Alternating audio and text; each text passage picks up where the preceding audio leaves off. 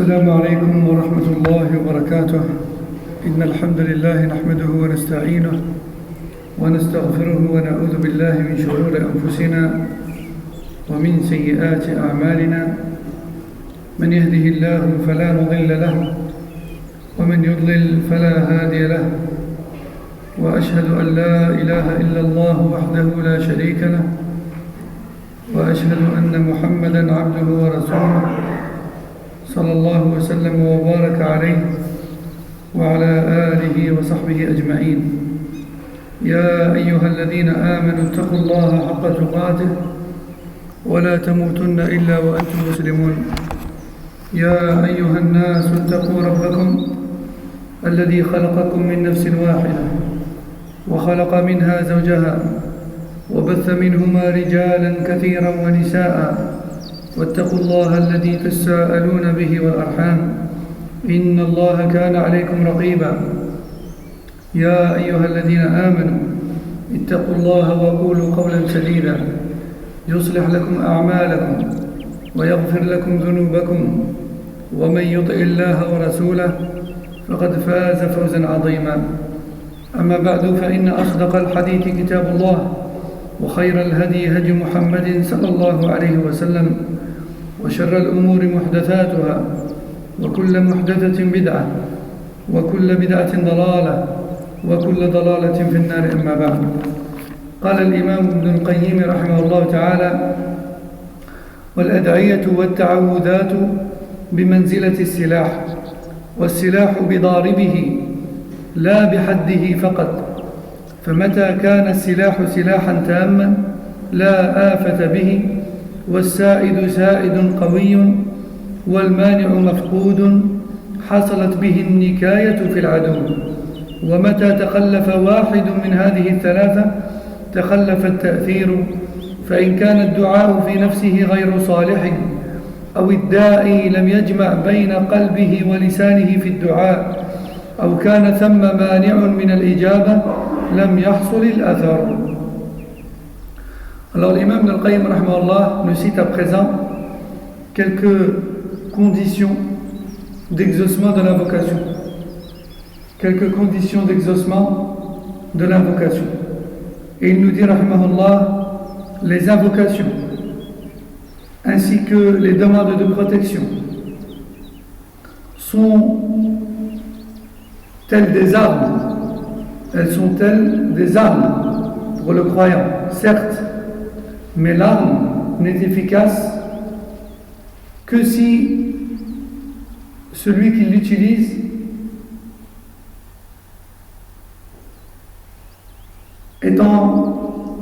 que si celui qui l'utilise est apte à son utilisation, que si son utilisateur est apte à cela. Autrement dit, une arme n'est pas efficace juste par sa puissance ou juste par le fait qu'elle soit connue comme étant efficace, mais aussi et surtout par rapport à son utilisateur. Si son utilisateur ne la maîtrise pas et n'est pas en état de l'utiliser correctement, alors cette arme n'aura aucun effet et elle ne lui sera d'aucun secours contre son ennemi. Et même Ibn al-Qayyim rahimahullah nous dit, si l'arme n'est pas correcte, c'est-à-dire si l'invocation n'est pas correctement formulée, ou bien qu'elle contient un interdit, si l'arme n'est pas correcte, ou bien si la main et le bras qui la portent ne sont pas assez forts, ou bien si il y a un empêchement à l'exaucement de celle-ci, alors cette arme n'aura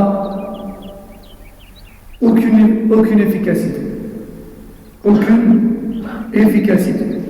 Si l'un de ces trois ingrédients est absent, l'invocation ne sera pas exaucée, ou du moins n'aura pas l'impact que l'invocateur aurait voulu.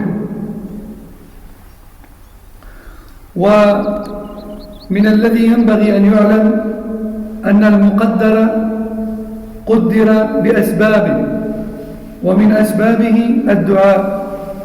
وها هنا سؤال مشهور، وهو أن المدعو به إن كان قد قدر لم يكن بد من وقوعه دعا به العبد أو لم يدعو، وإن لم يكن قد قدر لم يقع سواء سأله العبد أو لم يسأله.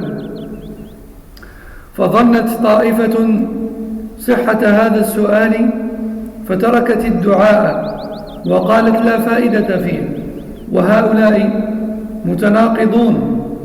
فإن طرد مذهبهم يوجب تعطيل جميع الأسباب، فيقال لأحدهم إن كان الشبع والري قد قدر لك فلا بد من وقوعهما، أكلت أو لم تأكل، وإن كان الولد قد قدر لك فلا بد منه، وطئت الزوجة أو الأمة أو لم تطأ، فلا حاجة إلى التزوج والتسري، وهلم جرا. فهل يقول هذا عاقل؟ هل يقول هذا عاقل؟ بل الحيوان البهيم مفطور على مباشرة الأسباب التي بها قوامه وحياته، فالحيوانات أعقل وأفهم من هؤلاء الذين هم كالأنعام بل هم أضل سبيلا. Imam Ibn al-Qayyim rahimahullah nous dit, parmi ce qu'il est important de savoir, c'est que toute chose qui se produit dans cet univers a été prédestinée par Allah. Et parmi elles, l'invocation. Parmi elles, l'invocation. Et une erreur fréquente est de croire que l'invocation est extérieure au destin. Et certaines personnes ont une conception erronée du destin et de l'invocation. Ils pensent que l'invocation est extérieure au destin. Surtout lorsqu'ils entendent ce hadith dans lequel le prophète sallallahu alayhi wa sallam dit « Ne repousse le destin que l'invocation ». Alors ils ont tendance à mettre l'invocation d'un côté et le destin de l'autre. Or ceci est une erreur. Le prophète sallallahu alayhi wa sallam n'a pas voulu les dissocier en fait. Il a juste voulu attirer notre attention sur le fait que certes on ne maîtrise pas le destin et on n'a pas accès au destin avant qu'il ne se produise, mais on a accès à l'invocation afin de se préserver contre un mal qui pourrait arriver ou un mal qui est déjà là. Donc l'une des notions importantes que tu dois connaître en tant que musulman dans ta croyance, c'est que toute chose est prédestinée, y compris le fait que tu invoques. Tes paroles et tes actes sont prédestinés par Allah Azza wa Jalla. Et c'est ici qu'il y a un problème qui se pose chez certaines personnes, qui est de se dire, eh bien, puisque ce que je demande dans mon invocation est déjà prédestiné, puisque ce que je demande à Allah Azza wa Jalla est déjà prédestiné, c'est-à-dire si telle chose m'est destinée ou non, c'est déjà écrit, alors à quoi bon invoquer? Si telle chose m'est destinée ou non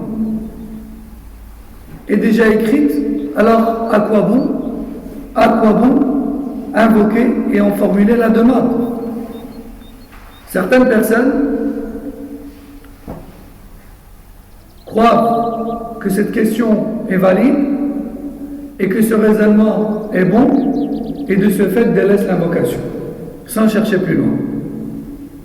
Or, ce genre de personnes, en général, se contredisent dans leur vie. Car si on va dans leur sens, on leur dit d'accord, n'invoque pas, puisque le destin est déjà écrit. Alors dans ce cas-là, lorsque tu as faim et soif, ne mange pas et ne bois pas. Dis-toi, si ça m'est prédestiné, s'il m'est prédestiné de me débarrasser de cette faim ou de cette soif, cela se produira sans manger et boire. Si tu veux des enfants, ne te marie pas non plus. Si les enfants te sont prédestinés, ils viendront. Ça, pareil pour la guérison de la maladie, etc., etc. Est-ce qu'une personne normale et digne de raison, saine, pense de telles choses? Est-ce que ça existe, ça? Vous connaissez, vous, des personnes qui disent « Moi, je ne mange pas, je ne bois pas, je compte sur Allah. Si ça m'est prédestiné, eh bien, j'aurai plus faim, j'aurai plus soif dans quelques instants. » Connaissez-vous des personnes qui pensent comme ça? Hein? Est-ce que vous connaissez, vous, des personnes qui disent « Moi, je veux des enfants, je n'ai pas besoin de me marier. Si ça m'est prédestiné, ça viendra. » Vous connaissez des gens qui pensent comme ça? Ça existe, ça? Ça n'existe pas. Ou alors, c'est une personne qui n'est pas normale. C'est une personne touchée de folie. L'imam Ibn al-Qayyim rahimahullah nous dit, ce genre de personnes sont diminuées à côté des animaux, car même les animaux ont un instinct qu'Allah Azza wa Jalla a mis en eux, qui est d'aller vers les causes de ce qui les maintient en vie et de ce qui leur permet de se reproduire. Donc même les animaux voient plus clair que ces gens-là. قال الإمام ابن القيم رحمه الله بعضهم قال الاشتغال بالدعاء من أسباب التعبد المحض وأذكر هذا الدعاء من باب التعبد المحض يثيب الله عليه الداعي من غير أن يكون له تأثير في المطلوب بوجه ما ولا فرق بين الدعاء وبين الإمساك. وقال طائفة أخرى بل الدعاء علامة مجردة. الأول قال ماذا؟ تعبد محض. الثاني قال ماذا؟ علامة مجردة نصبها الله تعالى أمارة على قضاء الحاجة. فمتى وفق الله العبد للدعاء كان ذلك علامة له وأمارة على أن حاجته قد قضيت. وهذا كما إذا رأيت غيما أسودا باردا في زمن الشتاء فإن ذلك دليل وعلامة على أنه يمطر. قالوا وهكذا حكم الطاعات مع الثواب والكفر والمعاصي مع العقاب هي أمارات محضة لوقوع الثواب والعقاب لا أنها أسباب له. وهكذا عندهم الكسر مع الانكسار والحرق مع الإحراق والإزهاق مع القتل ليس شيء من ذلك سببا البتة ولا ارتباط بينه وبين ما يترتب عليه إلا مجرد الاقتران العادي لا التأثير السببي. وخالفوا بذلك الحس والعقل والشرع والفطرة وسائر طوائف العقلاء بل أضحكوا عليهم العقلاء. إذن القسم الأول قالوا الدعاء تعبد محض. القسم الثاني من الضلال قالوا الدعاء مجرد علامة. والقسم الثالث وهو الصواب قال أن المقدور قد قدر بأسباب ومن أسبابه الدعاء فلم يقدر مجردا عن سببه ولكن قدر بسببه. فمتى أتى العبد بالسبب وقع المقدور ومتى لم يأتي بالسبب انتفى المقدور.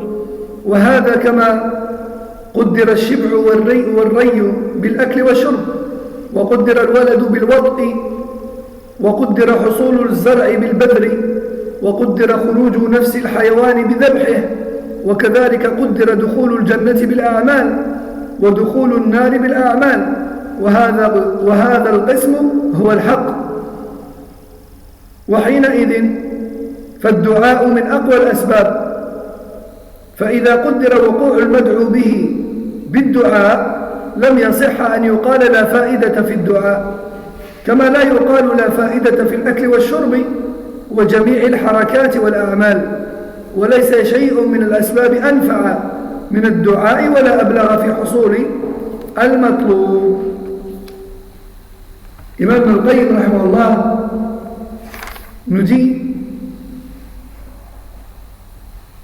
concernant l'invocation et son utilité ou non, les gens de façon générale se sont divisés en 3 catégories.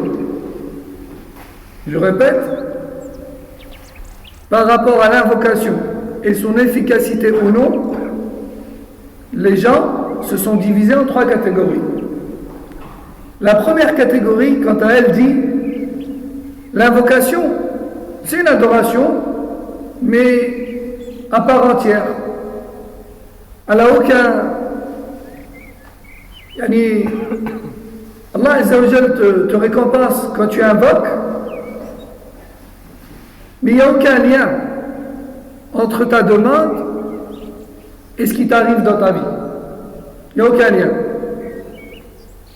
Si tu lui dis, alors à quoi ça sert d'invoquer? Il te dit, ben, c'est juste une ibada, c'est tout. C'est juste une adoration. Allah te récompense, mais il n'y a pas de lien entre ton dua et ce qui t'arrive. Bien sûr, c'est faux. Il y a une deuxième catégorie qui dit l'invocation, quand tu l'as fait, c'est juste un signe comme quoi ce que tu as demandé t'est prédestiné et qu'il est sur le point d'arriver.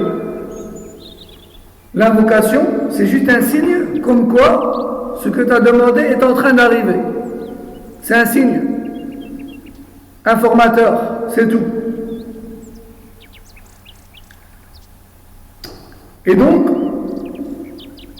ils disent que lorsque tu invoques, Allah Azza wa Jal t'a juste donné un signe pour t'informer que telle ou telle chose est sur le point d'arriver. De la même manière que lorsque tu vois des nuages chargés de pluie en train d'arriver, donc dans le ciel, tu sais, c'est un signe comme quoi il va pleuvoir. C'est un signe comme quoi il va pleuvoir. Et ils disent la même chose par rapport aux actes d'obéissance suivis de la récompense et les péchés et la mécréance suivis par le châtiment. Nous on sait que l'acte d'obéissance que tu fais, c'est une cause qui te donnera droit à la récompense. Et la désobéissance à Allah Azza wa Jal est une cause qui te donnera droit au châtiment. Mais eux, ils ne voient pas ça comme ça. Ils ne disent pas que l'adoration c'est la cause de la récompense et que la désobéissance c'est la cause du châtiment. Non, pour eux c'est pas une cause. Pour eux, ça allait arriver. Mais si Allah Azza wa Jal fait apparaître dans cet univers des actes d'obéissance et des actes de désobéissance, c'est juste pour nous informer qu'il y a une bonne chose qui va arriver que nous on appelle récompense ou une mauvaise chose qui va arriver que nous on appelle châtiment. Pour eux c'est juste un signe, une alerte qui nous informe de ce qui arrive, c'est tout. Et ces gens-là disent donc que lorsqu'une chose est cassée par quelqu'un, elle était déjà prédestinée à casser, mais la personne qui est venue la casser n'est qu'un signe par lequel Allah nous a informé que cette chose va casser. Même s'il n'était pas là, la chose elle aurait cassé. Et aussi, ils disent que lorsque un incendie ravage une forêt par exemple, ou une maison, cette forêt ou cette maison, elle est quand même brûlée. Mais Allah Azza wa Jalla a mis le feu juste pour nous informer qu'elle va finir en cendres. Mais ils refusent de reconnaître que tout ça, c'est des causes. Ils refusent de reconnaître que tout ça, c'est des causes. Et en réalité, ces gens-là, ils ont fait rire d'eux, les intellectuels et les gens doués de raison. La troisième catégorie de gens, qui est la catégorie de la vérité, est celle qui dit que toute chose est prédestinée. Comme Allah dit dans le Coran, وَإِنَّا كُلَّ شَيْءٍ خَلَقْنَاهُ بِقَدَرٍ. Nous avons créé toute chose avec prédestination. Toute chose. Et l'invocation fait partie de l'qadar. Et le fait que tu lèves tes mains, que tu formules une demande, ça fait partie de ce qu'Allah a prédestiné que tu allais faire. Tout simplement. Et toute chose a été créée avec sa cause. Allah Azza wa Jalla a créé les choses par paire. Chaque chose avec sa cause.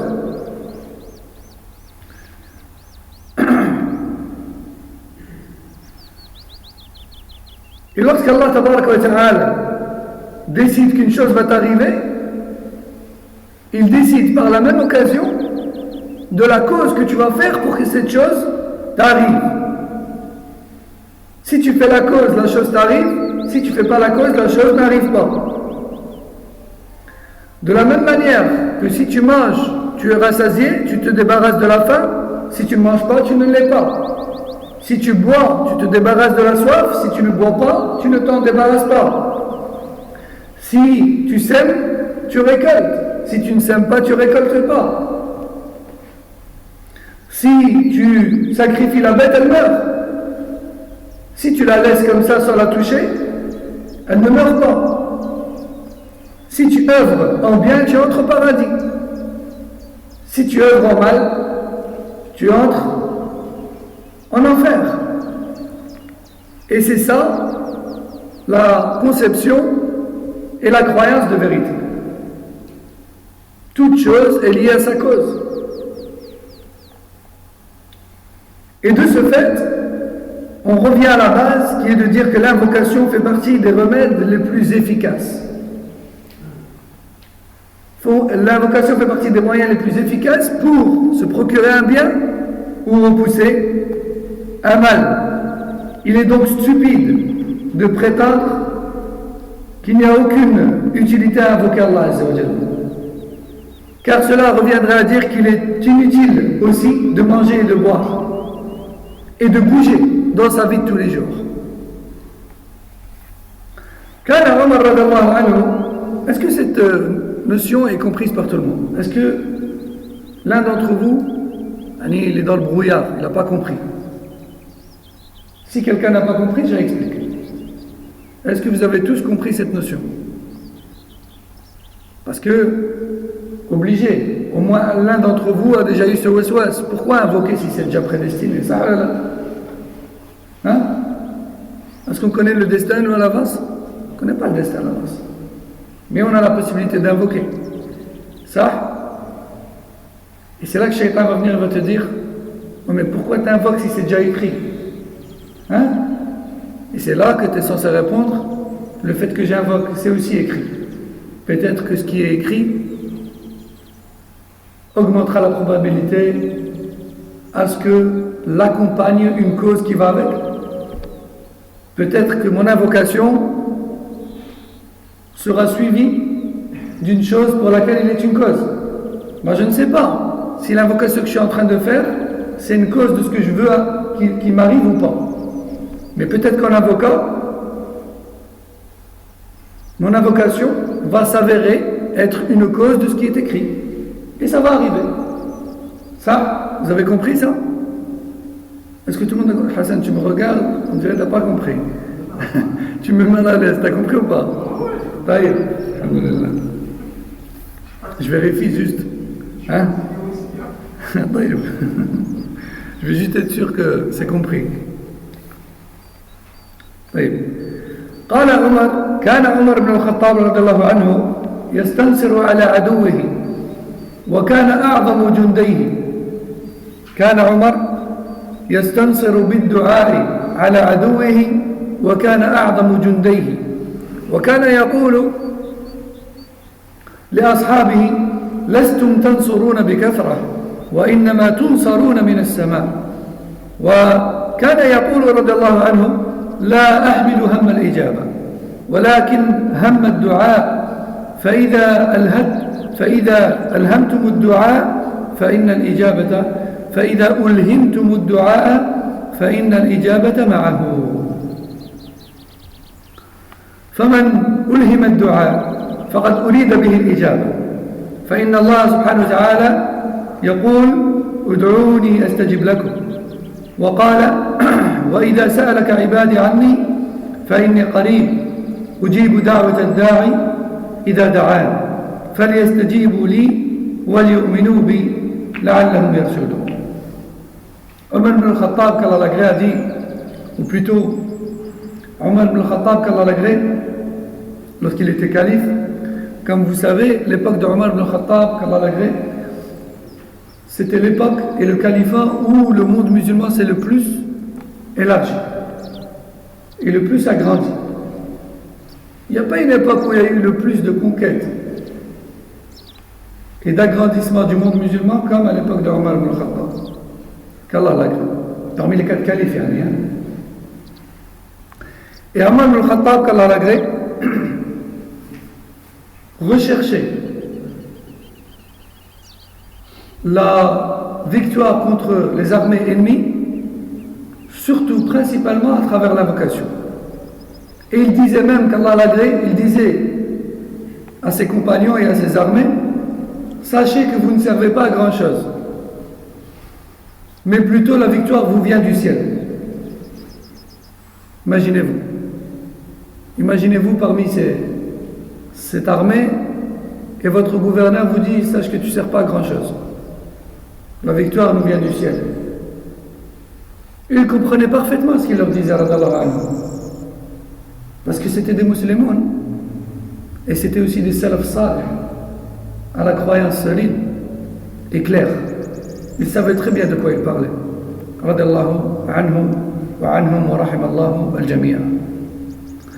Aussi, il disait qu'Allah l'agrée: je ne m'inquiète pas de la réponse à mon invocation.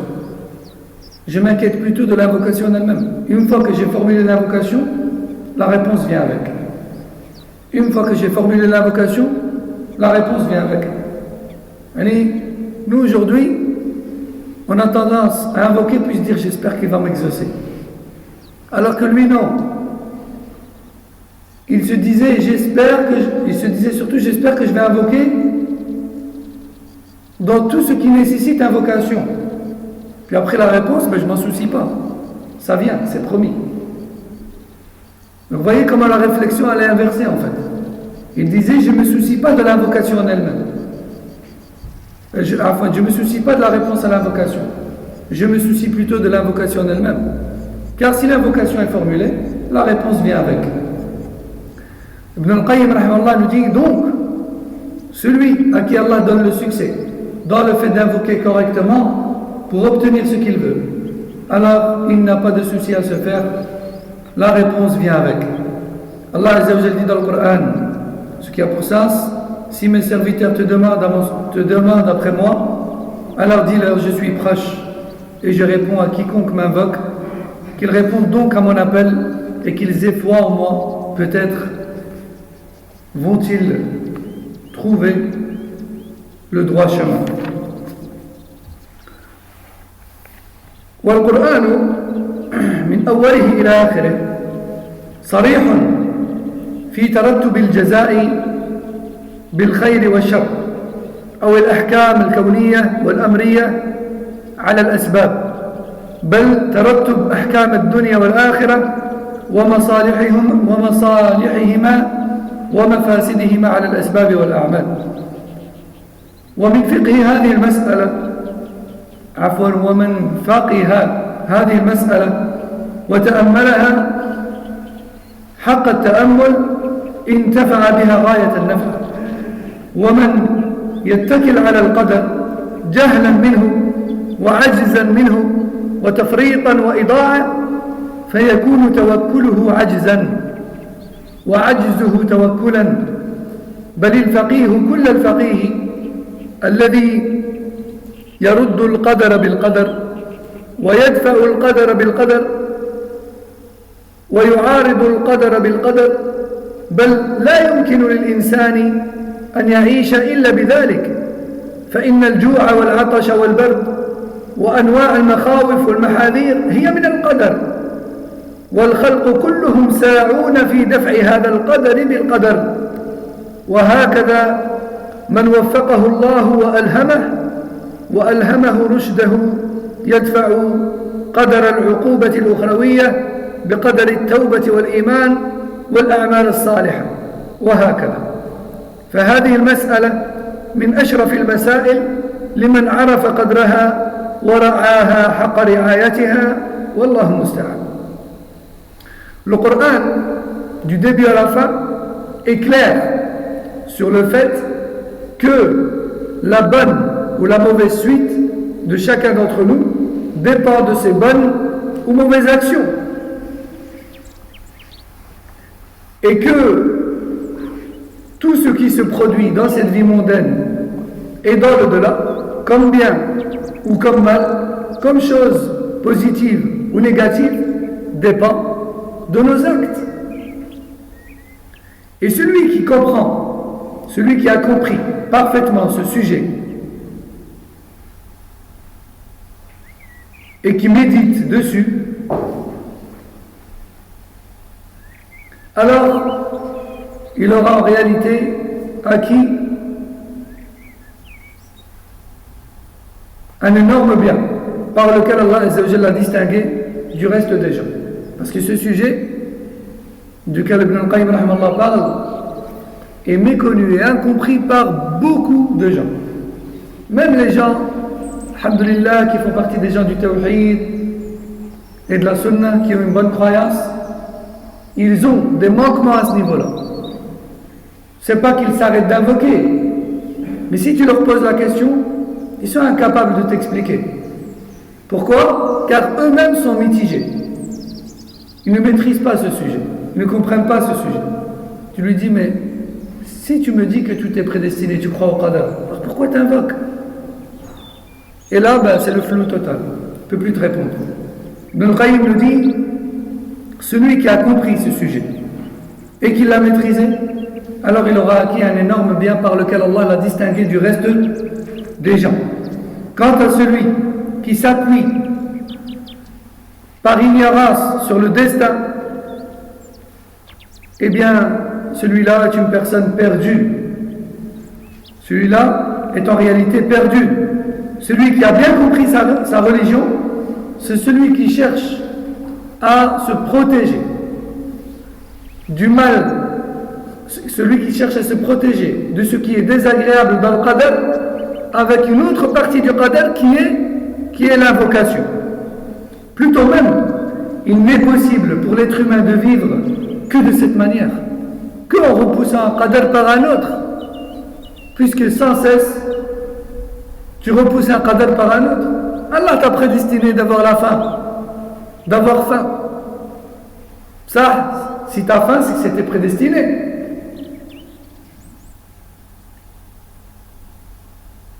Ce destin qui est d'avoir faim, tu le repousses par quoi? Par quoi tu repousses ce destin qui est la faim? Par le fait de manger, qui est une autre action prédestinée aussi. Allah t'a prédestiné d'avoir soif. Comment tu repousses ce destin? Par une autre action qui est prédestinée, qui est le fait de boire. Allah Azza wa Jal t'a prédestiné, par exemple, jusque-là, de ne pas avoir d'enfant.